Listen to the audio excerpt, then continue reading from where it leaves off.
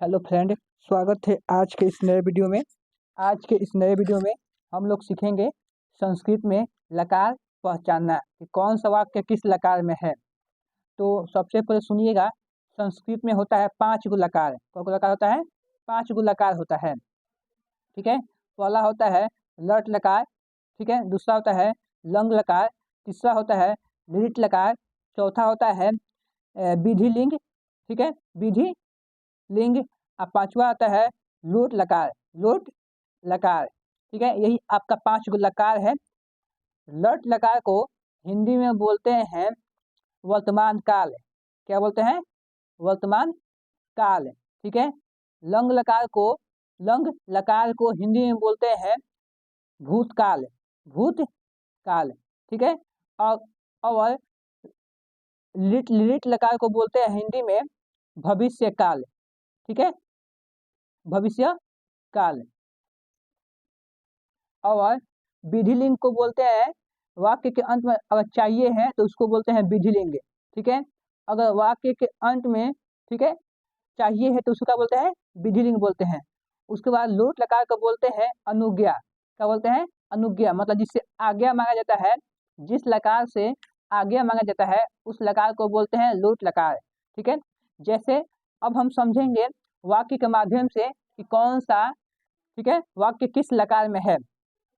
तो हम जानते हैं अगर किसी वाक्य के अंत में है, हूँ, हो, आएगा तो उसे कहेंगे वर्तमान काल। और वर्तमान काल को बोलते हैं संस्कृत में लट लकार। ठीक है, अगर किसी वाक्य के अंत में था, थी, थे, ठीक है, थे आएगा तो उसे बोलते हैं भूतकाल। अब भूतकाल को बोलते हैं संस्कृत में लंग लकार। अगर वाक्य के अंत में गा, गी, गे आएगा तो उसे बोलते हैं भविष्य काल। अब भविष्य काल को बोलते हैं संस्कृत में लिट लकार, लिट लकार। ठीक है, अगर वाक्य के अंत में आएगा चाहिए तो उसे बोलेंगे हम विधिलिंग। अगर जिससे मांगा जाए आज्ञा उसको बोलेंगे हम लोट लकार। ठीक है, अब हम सीखते हैं कौन सा वाक्य किस लकार में है। ठीक है, जैसे हमारा वाक्य है वह जा रहा है।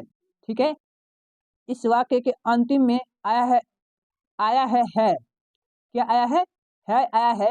तो हम बताए हैं अगर वाक्य के अंत में है, हूँ, हो में से कोई एगो आ जाएगा तो उस वाक्य को हम कहेंगे वह वाक्य आपका लट लकार में है। तो इस तरह हम कह सकते हैं वह जा रहा है, यह जो वाक्य है आपका लट लकार में है। ठीक है, अगला देखिएगा सेंटेंस, वह पढ़ेगा। ठीक है, वह पढ़ेगा, लास्ट में आया है गा। ठीक है, गा मतलब होता है भविष्य काल। अब भविष्य को बोलते हैं लिट लकार। तो हम कह सकते हैं यह जो वाक्य है आपका लिट लकार में है। ठीक है, अब हम जानेंगे कि अनुवाद कैसे किया जाता है। अनुवाद कैसे किया जाता है। ठीक है, अगर वाक्य वर्तमान काल में है तो उसको बनाने के लिए हम उसके अंत में लगाते हैं ती, त, अंति, सी, थ, आमी, आवा, आम।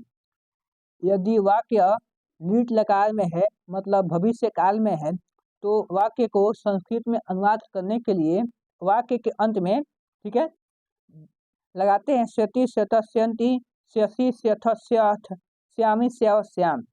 ठीक है, वैसे ही अगर वाक्य भूतकाल में है मतलब लंग लकार में है तो वाक्य बनाने के लिए हम लगाते हैं त, तम, अन, अह, तम, त, अम, अव, आम। ठीक है, ठीक है, वैसे ही अगर वाक्य लोट लकार में है तो वाक्य को संस्कृत में बनाने के लिए हम लगाते हैं वाक्य के अंत में तु, ताम, अंतु, अहितम, त, आनी, आवत, अम। ठीक है, ठीक है, वैसे ही अगर वाक्य के अंत में चाहिए है तो हम लगाते हैं एत, एताम, एयु, ए, एतम, एते, एयम, एव, एयम। ठीक है, लगाते हैं। ठीक है, अब देखिएगा इसमें, इसको भी जान जाइए।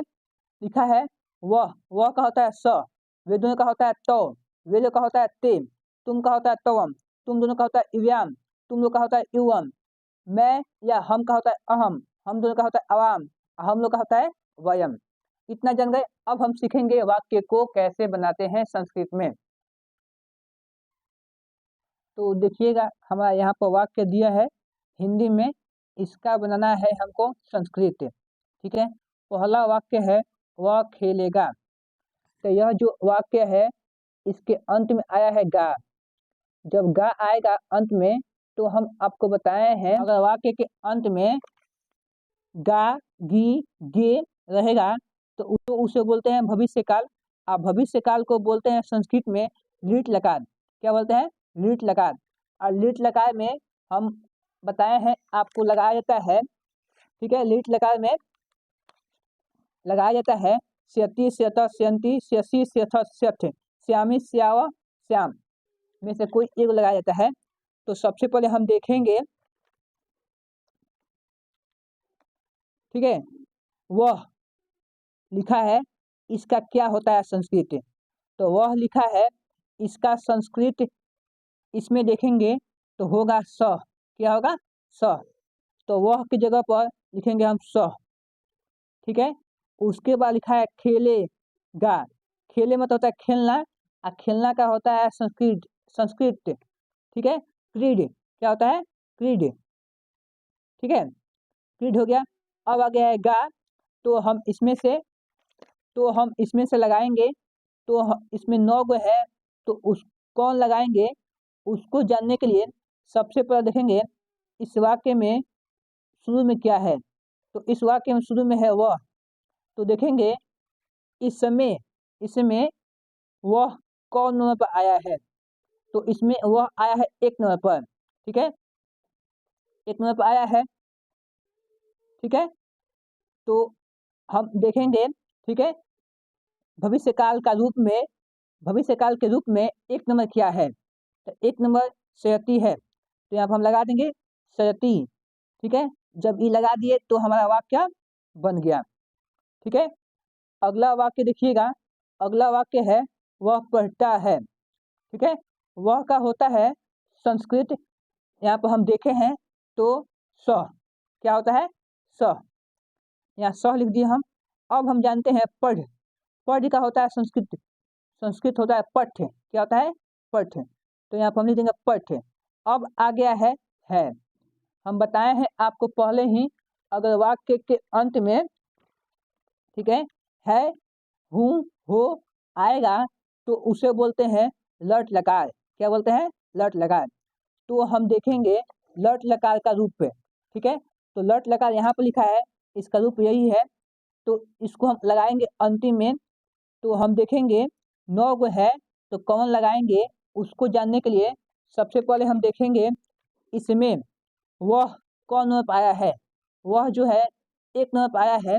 तो देखेंगे हम इसमें 1 नंबर क्या है। तो इसमें 1 नंबर है ती। ठीक है, तो ती लगा देंगे और हमारा यह बन जाएगा।